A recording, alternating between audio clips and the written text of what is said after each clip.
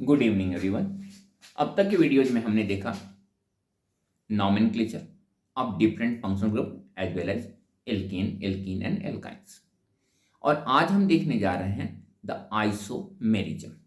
Then first of all, what is isomerism?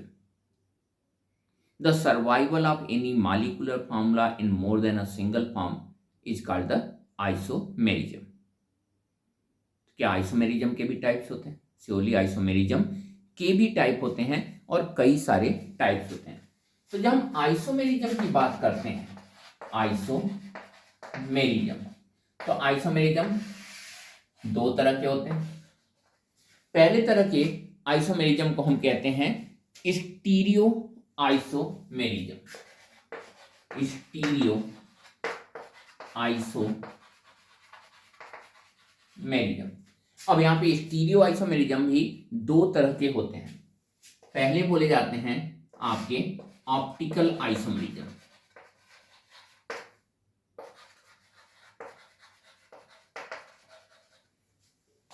किसी plane polarised light, I think plane polarised light आप लोग जानते हैं, किसी भी प्लेन पोलराइज्ड लाइट को ऑप्टिकल आइसोमर्स अलग अलग डायरेक्शन में घुमाते हैं। अगर कोई पीपीएल प्लेन पोलराइज्ड लाइट ऐसे कंपाउंड पर ऐसे आइसोमर्स पे पड़ता है तो एक आइसोमर उस लाइट को क्लॉकवाइज डायरेक्शन में घुमाता है तो दूसरा एंटी क्लॉकवाइज डायरेक्शन में घुमाता है। जो क्लॉकवाइज डायरेक्शन में घुमाता है उसे कहते हैं डेक्स्ट्रो कंपाउंड, और जो एंटी क्लॉकवाइज डायरेक्शन में घुमाता है उसे कहते हैं levo compound. Then this is also known as DL isomerism, dextro levo isomerism. इसके अलावा भी और आइसोमेरिज्म है ऑप्टिकल आइसोमेरिज्म में, लेकिन हमें 11th में इसके बारे में कुछ खास पढ़ना नहीं है। The second one is called geometrical isomerism.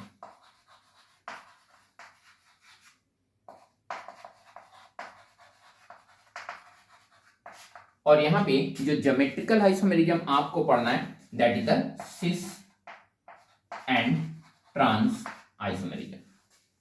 Cis trans isomerism क्या है? यहां पे एल्किल ग्रुप या जो भी फंक्शनल ग्रुप या जो कुछ भी ग्रुप है उनकी ज्योमेट्रिकल पोजीशन वेरी कर जाती है। For example, this is a compound that is called butene, CH3 C double bond C CH3, और ये जो हाइड्रोजन है वो। यहां पे देखिए एल्किल ग्रुप्स दोनों सेम साइड में है, हाइड्रोजन दोनों सेम साइड में है, और ऐसा होने की वजह से अगर ये सेम साइड में होंगे तो हम इसे कहेंगे सिस। आगे जगह नहीं है, इसका दूसरा आइसोमर मैं नीचे ड्रा कर दे रहा हूं। तो ये हो गया सेम साइड में एडजेसेंट पोजीशंस पे अगर आइडेंटिकल ग्रुप हो तो उन्हें हम कहते हैं सिस। लेकिन अगर हम इसी कंपाउंड को यूं लिखें, double bond CH3 and CH3, देखिए एक दूसरे के opposite. Similarly hydrogen and hydrogen एक दूसरे के opposite. If they are positioning themselves on the opposite position, that is called the trans, and if they are positioning on the adjacent position they are called the cis। तो ये आपका compound जो है ये है आपका trans isomer. Surely IUPAC name इन दोनों के सेम ही होते हैं, उनमें कोई फर्क नहीं होता। अब यहां पे दोनों में फर्क क्या होता है? Surely the trans one is more stable. Identical group same side में जब आते हैं तो इनमें स्टेरिक हिंड्रेंस ज्यादा लगता है, जिसकी वजह से ये कम स्टेबल होते हैं, जबकि ये दूर दूर होने की वजह से बड़े ग्रुप जो होते हैं वो दूर दूर होने की वजह से ज्यादा स्टेबल होते हैं, क्योंकि स्टेरिक हिंड्रेंस यहां पे कम लगता है। ठीक है, तो ट्रांस इज मोर स्टेबल। यहां पे एक और चीज बुक में लिखा हुआ है, क्लियरली लिखा हुआ है that only alkenes can give the cis trans isomerism. Why not alkene and why not alkynes? Alkynes की तो बात आपको समझ में आ रही होगी। एक एल्काइंस की बात करें, हम एथाइन की बात कर रहे हैं, ये देखिए अब इसके पास एक ही तो ग्रुप लगी हुई हैं, तो इसको कहां से सिस और ट्रांस की कैटेगरी में डालें? दोनों एक ही जगह पे रहेंगे, लीनियर पोजीशन पे रहते हैं, sp हाइब्रिड होता है, तो यहां तो कोई फर्क नहीं पड़ता। दूसरा एल्केन्स। अब यहां देखिए अगर हम एक सिंपल से पेन की बात करें और उसमें देखें तो एक पेन का कैप कुछ इस उंगली की तरह और ये पेन यहां पे इस तरह से, कितना भी स्ट्रांग ये कैप हो इसके अंदर ये पेन बड़े आसानी से यूं घूम सकता है। यानी कि अगर ये सिस पोजीशन पे है और इस हाथ के बेसिस पे हम आपको एक्सप्लेन करते हैं ये थंब देखिए सेम साइड में है यानी सिस पोजीशन पे, अगर ये घूम गया तब क्या होगा, ये हो गया आपका ट्रांसपोजिशन। तो यहां पे एल्कीन्स में बॉन्ड रोटेट कर जाते हैं, और अगर बॉन्ड रोटेट करते हैं तो उनका सिस से ट्रांस और ट्रांस में सिस से हो जाएगा। लेकिन क्या डबल बॉन्ड वेरी नहीं करते, क्या डबल बॉन्ड रोटेट नहीं कर सकते? इन दो उंगलियों को दो बॉन्ड मान लेते हैं और ऐसे दो अलग अलग ग्रिप्स में इसे फंसा देते हैं। अब इसे घुमाइए, क्या घूमेगा? अब इनका घूमना पॉसिबल नहीं है, या तो ये टूट के घूम जाए, अदरवाइज इसे घुमाना पॉसिबल नहीं है। यानी डबल बॉन्ड में मॉलिक्यूल्स या एटम्स जो हैं वो तभी एक दूसरे के रिस्पेक्ट में घूमेंगे जब उनके बॉन्ड्स टूट जाएं। बॉन्ड टूट जाएंगे तो वो कंपाउंड ही कहां रह जाएगा, है ना? तो यहां पे only alkene show cis trans isomerism, so these were the stereo isomer, that is the optical isomerism and geometrical isomerism. ये है सिस ट्रांस और ये है आपका ऑप्टिकल आइसोमेरिज्म। ऑप्टिकल आइसोमेरिज्म के बारे में बुक में नहीं दिया हुआ है, ना ही मैं पढ़ा रहा हूं। हेलो एल्कीन चैप्टर जब अगले साल में चलेंगे, क्लास 12th में चलेंगे, तो वहां पे हम इसे डिटेल में पढ़ेंगे कि क्या है ऑप्टिकल आइसोमेरिज्म, कौन सा कंपाउंड देता है, इससे क्या फर्क पड़ता है और क्या फर्क नहीं पड़ता है। ठीक है, तो इस साल हम इतने पे रहने देते हैं। Now we are seeing the second category of the isomerism and that is called the structural isomerism. ये है आपका स्ट्रक्चरल आइसोमेरिज्म। और इस स्ट्रक्चरल आइसोमेरिज्म में आपके यहां पे जो भी कंपाउंड्स थे, अलग अलग आइसोमर्स के भी नाम सेम ही थे। जैसे मैंने दो जो कंपाउंड्स बनाए, दोनों ब्यूटीन ही थे, ब्यूटूइन ही थे।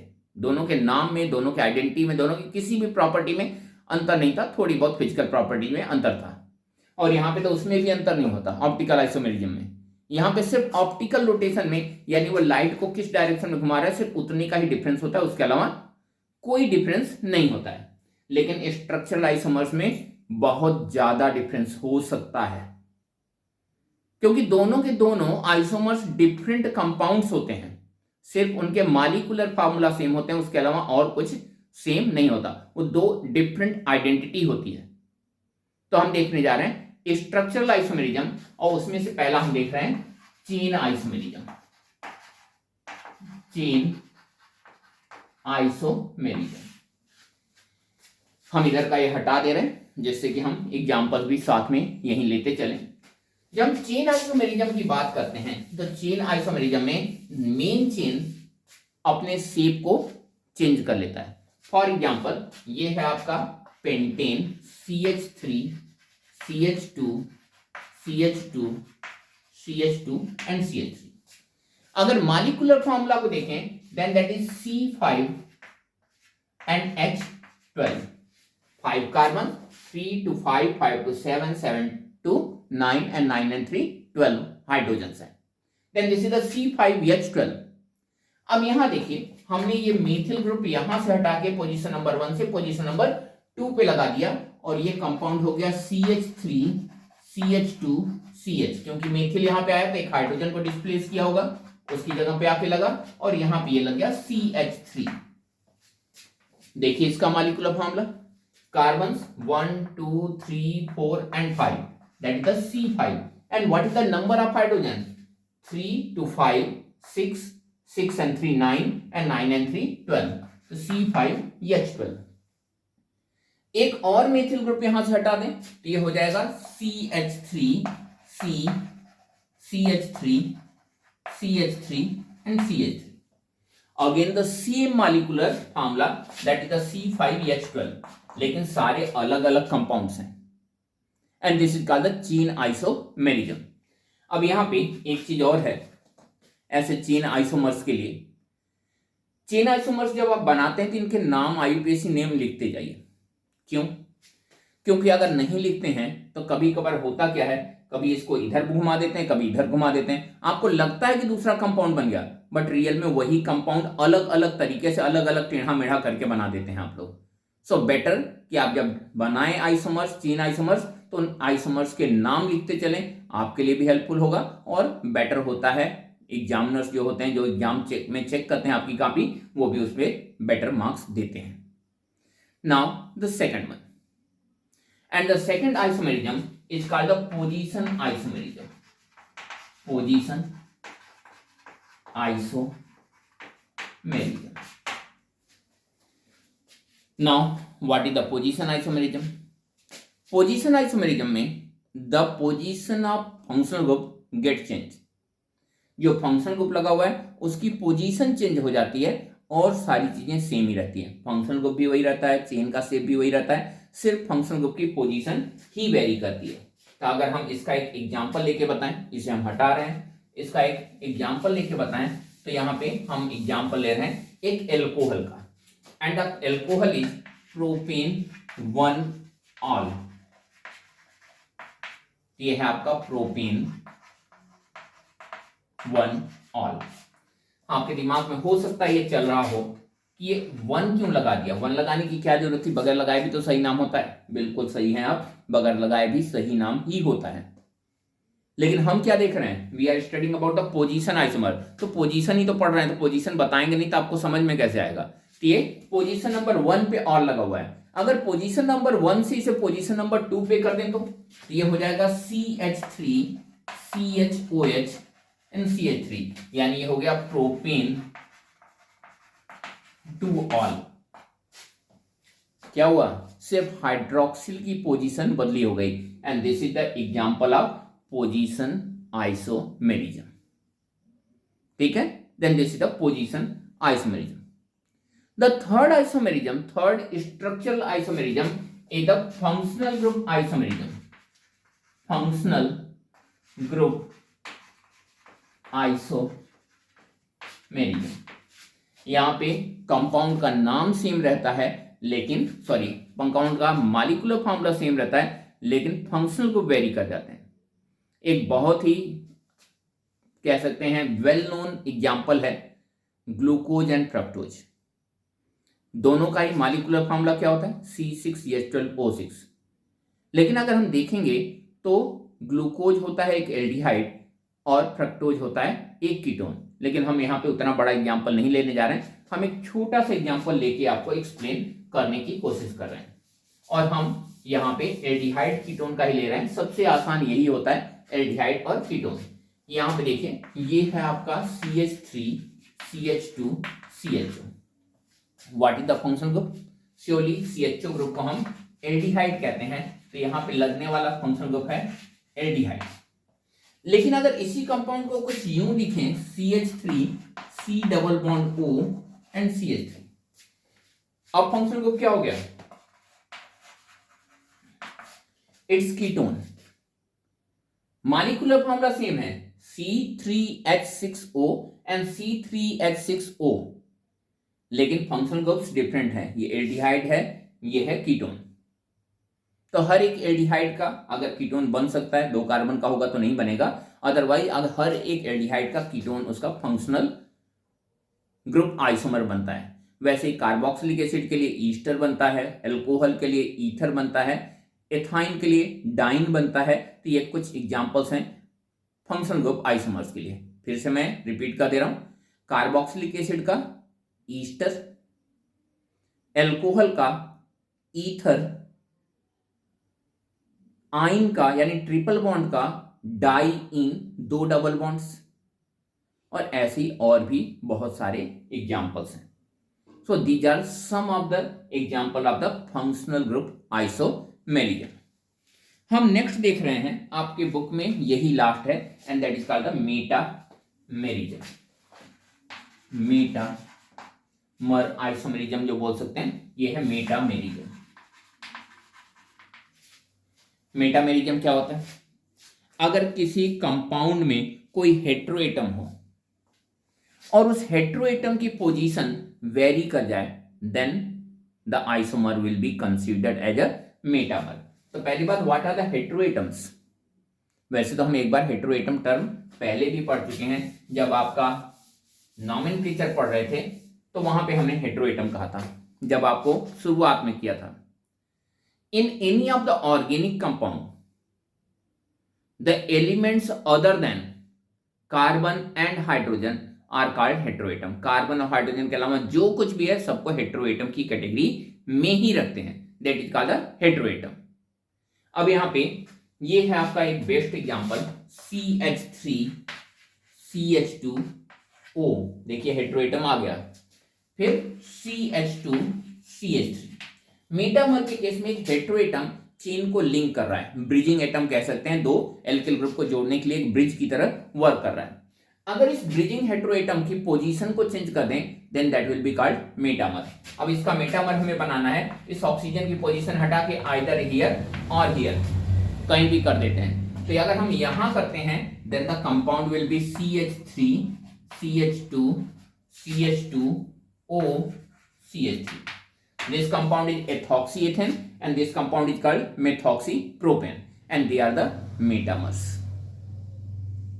ठीक है, तो ये हैं आपके 4 आइसोमर्स, स्ट्रक्चरल आइसोमर्स जो आपकी बुक में दिया हुआ है। हम एक और पढ़ रहे हैं जो आपकी बुक में नहीं दिया है, लेकिन क्वेश्चंस इस पे आते हैं, अगले साल में भी इस्तेमाल होता है, इस साल में भी इस्तेमाल होता है, और उसे हम कहते हैं टॉटोमेरिज्म। तो हम देखने जा रहे हैं tautomerism,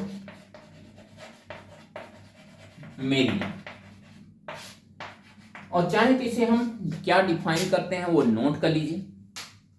When two different functional groups survives in resonance, then the isomers are called tautomers। Okay, जब दो डिफरेंट फंक्शनल ग्रुप एक दूसरे के साथ आइसोमेरिज्म में है या कॉन्जुगेशन में है, एक दूसरे में इंटरचेंज होते रह रहे हैं, then the process is called tautomerism and the isomers are called tautomers. तो हम देख रहे हैं टॉटोमर्स का एग्जांपल, और हम यहां पे इस कंपाउंड को देख रहे हैं। ये है आपका compound CH3 C double bond O and CH3। आप ऐसा सोच सकते हैं कि एक तरफ हाइड्रोजन नहीं एक्सपेंड किया, एक तरफ एक्सपेंड किया। मुझे एक्चुअली दोनों तरफ एक्सपेंड कर देता तो भी काम बन जाता, थोड़ा सा कह सकते हो वैसे छोड़ दिया था, छूट गया, लेकिन दोनों तरफ एक्सपेंड करना था। एक्सपेंड इसलिए हम लोग कर देते हैं जिससे कि हमें यह पता चले कि बॉन्ड का मूवमेंट, इलेक्ट्रॉन का मूवमेंट कहां हो रहा है। तो यहाँ पे ये कंपाउंड है। इस आइसोमेरिज्म में होता यह है कि ये बॉन्ड शिफ्ट होके यहां आ जाता है, रीअरेंजमेंट। तो क्या बन गया, ये बन गया आपका CH3 C double bond C। एक हाइड्रोजन निकल गया, बचे कितने, 2 हाइड्रोजन, और ये बॉन्ड शिफ्ट होके यहां आ गया, यानी ये क्या हो गया O, और इस पे आ गया एक निगेटिव चार्ज। हाइड्रोजन ने अपना इलेक्ट्रॉन लूज किया तो इसके ऊपर पॉजिटिव चार्ज, इसने गेन किया तो इसके ऊपर निगेटिव चार्ज, और दोनों मिल गए तो क्या हो गया, ये बन गया। और फिर से क्या होगा, ये तो इसमें कन्वर्ट हो गया, फिर से क्या होगा, फिर से ये यहां आ गया डबल बॉन्ड, ये यहां आ गया सिंगल बॉन्ड, और हाइड्रोजन फिर से शिफ्ट होकर ये बना लेगा, यानी ये फिर से बन जाएगा। अब ये है क्या, ये है कीटोन यानी कीटो, और ये क्या है, ये है डबल बॉन्ड यानी इन, ये है एल्कोहल यानी ऑल, ये हो गया कीटो इनॉल। और इस प्रोसेस को क्या कहा हमने, tautomerism. So this process, this specific process is called keto enol tautomerism. Okay, so these are the 5 structural isomers were there. हमने आज देखा different isomers, stereo isomers as well as the structural isomers, जो भी आपके syllabus में था, और एक ये जो आपके सिलेबस में कहने को तो नहीं है लेकिन क्वेश्चन इस पे फ्रिक्वेंटली पूछा जाता है, इसलिए इसे भी हमने पढ़ा दिया।